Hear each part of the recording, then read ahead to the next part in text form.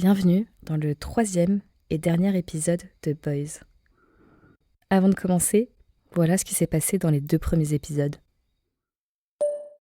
J'ai fait une soirée, Adrien il m'avait tourné autour toute la soirée et je pécho Arthur. C'est un mec, je pense, qui est très cool et qui pourrait carrément me convenir. Avec Arthur, c'était pas incroyable. Tu vois, du coup, je peux comparer directement genre, la fois où j'ai vu Benjamin. C'est vraiment cool, donc je pense que je vais tenter un truc très rapidement. J'ai embrassé Benjamin ce soir. And I'm so happy. Et qui sait ce qui va se passer demain. Donc hier, j'ai pris un verre avec Adrien, le mec du théâtre. On s'est embrassé et c'était cool. Après, je suis rentrée, genre j'étais en mode tout sourire. En mode ah genre c'était cool. Alors, comment choisir ? Benjamin ou Adrien ? D'un côté, il y a Benjamin, mon ami depuis 4 ans. Un mec que je trouve objectivement intéressant, sympa et talentueux, et que j'ai même déjà imaginé comme un excellent père pour nos futurs enfants. De l'autre côté, il y a Adrien, que j'ai envie de voir, avec qui je rigole, qui me surprend, auquel je pense en souriant, mais avec lequel je ne me projette pas. Bon, puisque je dois choisir, je vais rester sur le plan Benjamin. C'est le choix le plus raisonnable et le meilleur à long terme. Maintenant, il va falloir que je règle la situation avec Adrien. Je demande conseil à ma sœur. Ouais, et qu'est-ce que je fais par rapport à Adrien? Parce que du coup, la dernière fois qu'on s'est vu, on était au cinéma, on s'est embrassés et tout. Et là, il me propose de prendre un verre un de ces jours. Donc il va falloir que je gère cette situation, que je l'excite, mais très gentiment. Juste pour clarifier, quand je dis qu'il faut que j'excite Adrien, c'est un anglicisme, hein. C'est pour dire qu'il faut que je mette un terme à notre relation, et pas qu'il faut que je le chauffe. Enfin, c'est pas comme Arthur, parce que lui, je m'en fous un peu. J'étais pas fan, mais Adrien, il est cool. Enfin, je l'ai vraiment bien aimé. C'est vraiment des bons moments avec lui, tu vois.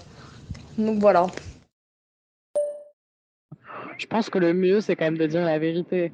Qu'il te plaisait bien, mais que depuis un moment, t'avais quelqu'un d'autre qui te trottait en tête, que tu savais pas si c'était réciproque, et du coup, ça s'est concrétisé, et voilà. Ah là là, c'est trop dur à entendre, c'est horrible.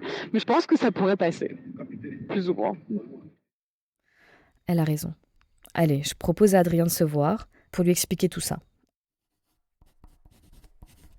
Le lendemain, je raconte comment ça s'est passé dans mon journal intime.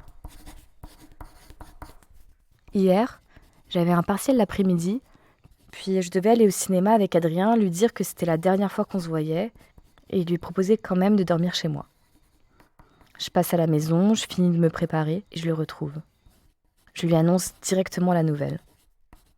Il dit « Ah, ok », de façon détachée. On boit un mauvais cocktail à 13 balles, et il a l'air blasé. Au cinéma, on regarde le film Patterson, qui est interminable. Hey, Patterson. Hey, Everett. Puis à la fin, on rentre chez moi, et là, c'est cool. On fume une clope, je mets un peu de musique, on rigole et on fait l'amour. Puis on parle, on s'endort et on refait l'amour le matin. On discute dans notre cocon jusqu'à 16h. Ce genre de moment qui aurait pu s'éterniser. Aussi, c'était la première fois que je repensais à un moment où j'avais fait l'amour en souriant. Il part, je reçois un SMS. J'ai trop aimé hier soir et aujourd'hui. Et j'aime toujours autant passer du temps avec toi. Donc, comme tu dis, c'est triste. Et même si je comprends toujours pas à 100%, je respecte. Puis sache que même si je suis pas dans l'engagement à tout prix, ça n'empêche qu'en comparaison avec la plupart des filles avec qui j'ai couché, je te considère quand même un peu plus. Normal, plus. Comme tes seins. Je t'embrasse. Et j'ai compris qu'il n'y avait rien à comprendre dans cette vie. Ni tout seul, ni tous ensemble. Mais je respecte que tu te poses toutes ces questions. Et je te souhaite de trouver tes propres raisons. Je lui réponds. En fait, j'essaye moi-même de me comprendre. Parce que de base, Moi non plus, je suis pas pressée de m'engager. Et j'ai vraiment passé un super moment avec toi. C'est ce genre de moment où je me dis que j'aimerais que ça ne s'arrête pas. J'aurais pu passer plusieurs jours dans ce lit avec toi. Mais il faut que je tente ce truc avec Ben, même si j'en sais rien de ce que ça va donner. En tout cas, je suis ravie d'être parmi le top de ton palmarès. Tu es définitivement dans le mien, même s'il est moins long.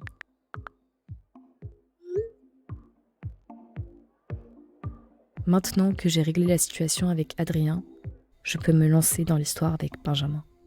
Viens avec moi, rejoins-moi. Attends-moi là, j'en ai rêvé et ça viendra. Avec moi, rejoins-moi. Je fais des pas dans l'escalier qui mène au toit. Je le vois 3 jours plus tard, et direct après, j'envoie 7 notes vocales à ma sœur. Ouais, bon, j'ai un problème. Là, j'ai l'impression d'avoir encore vraiment merdé. Hier, j'ai vu Benjamin, c'était trop cool de discuter. Et après, genre, on s'est embrassés. Et là, hop, tout se termine, tu vois. Genre, je sais pas comment dire. C'est fini. Et je me demande si c'est le fait qu'il soit dans un tel état de passivité et que c'est moi qui contrôle tout. Juste lui, il attend passivement de voir ce que je vais faire. Et du coup, ça me démotive en fait. Je sais pas pourquoi. Je sais pas. Maintenant, il faut que je lui dise.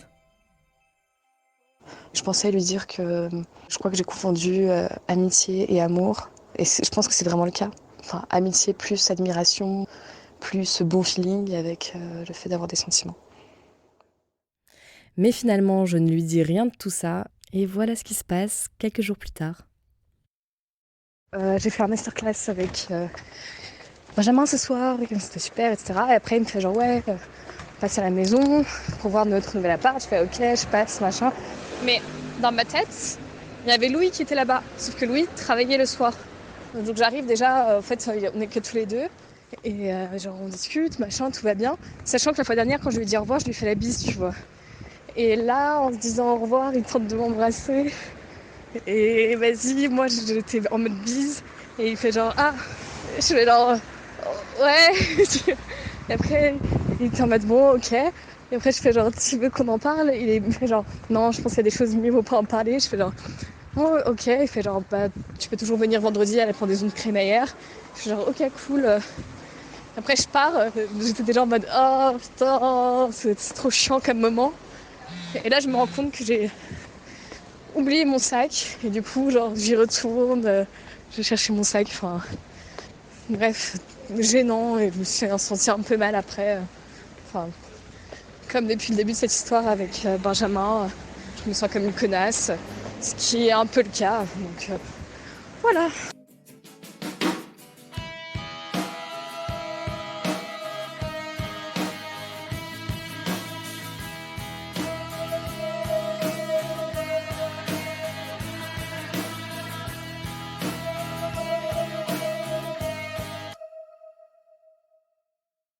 En fait, je commence à comprendre quelque chose.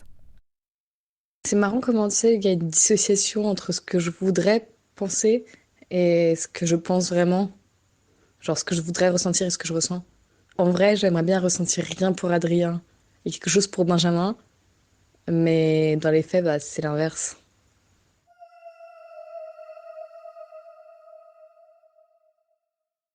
Quand je réécoute mes notes vocales aujourd'hui, avec 6 ans de recul, ma façon de gérer ces histoires avec Arthur, Benjamin et Adrien m'apparaissent complètement volatiles et désordonnées. En fait, et c'est encore le cas aujourd'hui, je suis profondément partagée. D'un côté, il y a les mecs qui me paraissent objectivement bien, mais qui ne me plaisent pas vraiment. Et de l'autre côté, il y a les mecs qui me plaisent et m'attirent, mais avec lesquels je ne me projette pas. En réalité, je sais très bien d'où me vient cette dissociation. Elle me vient directement de mon enfance, d'une chose un peu particulière qui nous a été transmise par notre mère. Et vous savez quoi ? Elle va nous en parler. Bon, du coup, je vais devoir te parler français parce que c'est pour un podcast en français. Oh.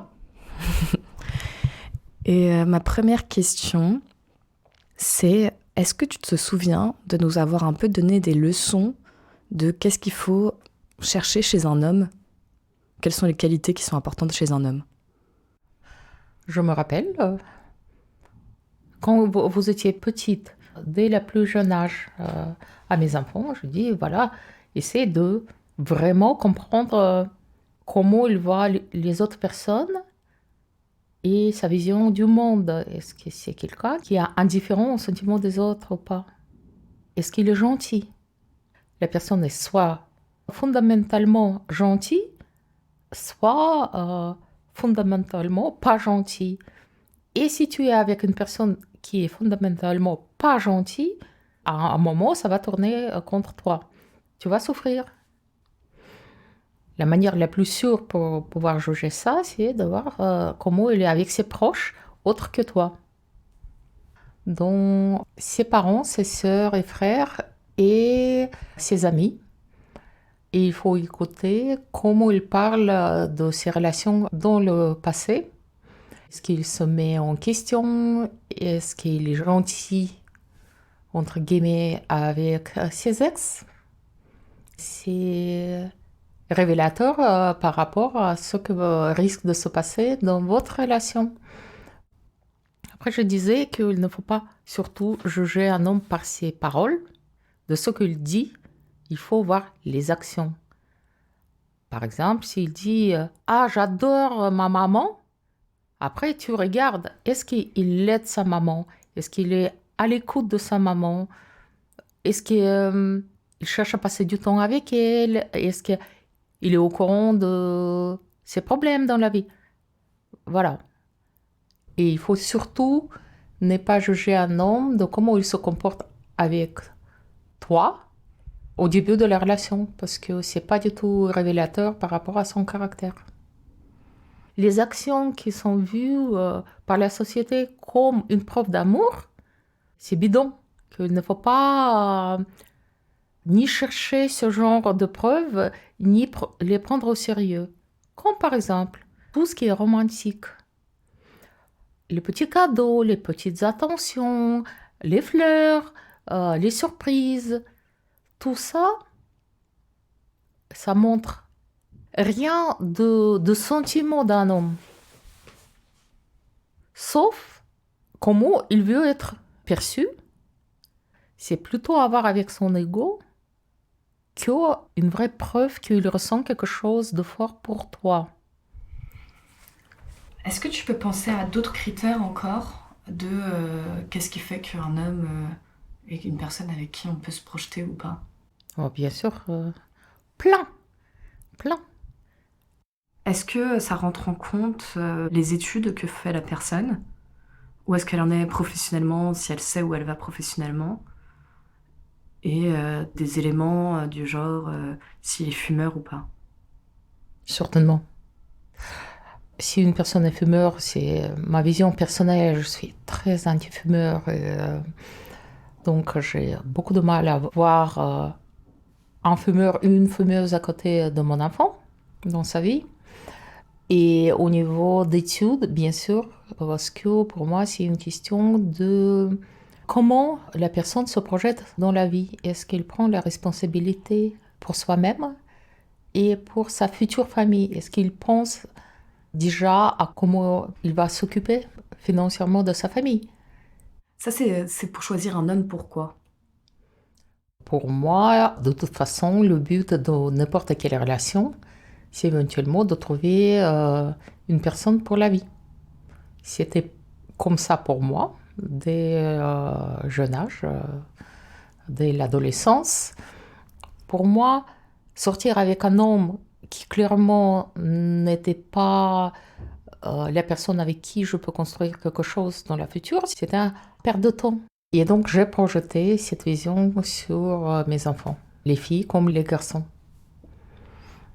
La manière dont je fais le tri des hommes, c'est la manière dont ma mère a fait le tri des hommes quand elle était jeune avec un grand succès parce que mes parents ont une relation très très forte. J'estime que c'est en grande partie grâce à ce modèle de mes parents que j'ai trouvé un homme de ma vie qui correspondait parfaitement à ce que je recherchais. Et je suis très heureuse dans la vie de couple. Et je souhaitais ça pour mes enfants. Donc j'ai fait exactement comme ma mère. J'ai parlé dès le plus jeune âge à mes enfants en espérant qu'ils vont intégrer ce système de valeurs dans leur vie pour avoir une relation du couple heureuse. Mais je ne sais pas à quel degré ces notions-là étaient vraiment intégrées dans le système de valeurs de mes enfants. Mais c'est ce que j'ai essayé de transmettre. Une autre chose que notre mère nous disait quand on était petits, c'était que les enfants de parents divorcés avaient plus de chances de divorcer eux-mêmes. Et le divorce, c'est l'un des plus grands échecs d'une vie aux yeux de ma mère. Il était donc préférable pour nous de choisir un mec qui avait des parents qui étaient ensemble pour maximiser nos chances d'avoir un couple qui durera pour la vie. Je suis le plus petit de mon entourage. J'écoute tout ce qu'on me dit, tous les présages, tous les avis. Et j'entends la franchise, j'entends le confetti. Même le plus si sûr de lui, au fond, n'est pas si sûr de lui. Si j'applique les critères de ma mère sur Benjamin et Adrien, ça donne ça. Benjamin, gentil, check. Sérieux dans ses études, il est ingénieur dans une grande école, check. Il est proche de sa famille qui est plutôt soudée et fonctionnelle, check. Non-fumeur, check. Maintenant, Adrien. Gentil, check aussi. Il se cherche un peu dans ses études et dans sa vie et vit au jour le jour. Situation familiale compliquée. Fumeur. Bon, pas besoin de 1000 calculs pour se rendre compte que Benjamin correspond bien mieux aux critères de ma mère que Adrien. Il y a juste un petit problème, c'est que je suis pas ma mère. Et même si j'aimerais bien, tout ça, ça fonctionne pas avec moi. Je décide donc de me tourner vers mes copines. Bon, les zouzes, j'ai besoin de votre conseil. En fait, je me dis que je devrais juste suivre ce que j'ai envie de faire, même si c'est vraiment la mauvaise décision. Et genre, vas-y, pas tenter le truc avec Benjamin, parce que c'est tellement laborieux, et peut-être c'est pas le bon moment. Et peut-être que genre, juste on est bien en tant que potes, et je pense que ça peut me convenir, vraiment. Et peut-être genre juste continuer un truc genre détente avec Adrien. J'ai pas trop envie de sortir avec lui non plus. Et voilà, et genre pas me prendre la tête et genre juste, live life. Quelques jours plus tard, j'envoie encore une note vocale à mes copines. Maintenant que je me suis dit ça, et ben ça me paraît tellement obvious que je préfère voir Adrien en fait. Tellement obvious.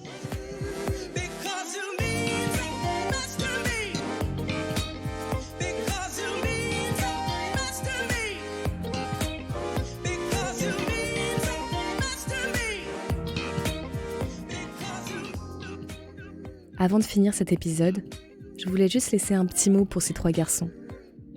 Ce qui s'est passé, c'est que j'ai souvent projeté des choses sur eux. Ces projections n'avaient souvent pas grand-chose à voir avec leur caractère ou leur comportement. C'était plutôt le fruit de mon parcours personnel, de mon éducation, de mon vécu. Bon, Arthur, je le connais pas vraiment.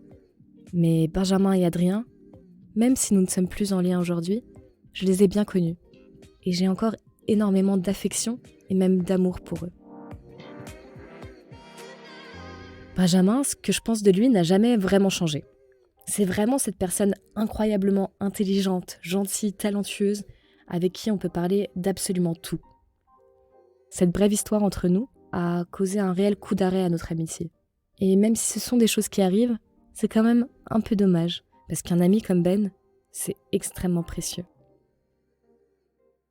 Adrien, je ne saurais même pas par où commencer. Il est drôle, sensible, charismatique. Et encore aujourd'hui, quand je repense à lui et aux moments passés ensemble, je souris. Et puis je me suis rendu compte que j'ai moi-même été le Arthur, le Benjamin, l'Adrien de quelqu'un. Comme Arthur, j'ai déjà été mise sur un piédestal, puis subitement redescendue, alors que je n'avais jamais rien demandé. Comme Benjamin, j'ai déjà vu dans les yeux d'une personne que je cochais toutes les cases, mais qu'il manquait quelque chose. Comme Adrien, j'ai sûrement déjà été repoussée car je ne correspondais pas parfaitement aux critères qu'une personne avait dans sa tête. Aujourd'hui, je sais que les personnes nous rejettent en partie pour des raisons qui leur sont propres. Et puis au final, est-ce qu'on veut vraiment être avec quelqu'un à qui on ne plaît pas ? Est-ce que le simple fait qu'on ne lui plaise pas ne nous rend pas en réalité profondément incompatibles ? Ce que je souhaite à Arthur, Benjamin, Adrien, à moi-même et à vous aussi, c'est d'être entouré de personnes qui nous aiment comme nous sommes. Les autres, on s'en fout.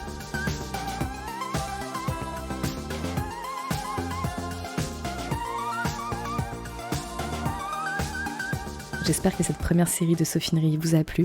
Vous pouvez toujours me suivre et m'écrire sur ma page Instagram Sophinerie. Et sinon, à bientôt pour d'autres histoires. D'ici là, la lune brille pour toi. Elle guide chacun de tes pas dans l'escalier qui mène au toit.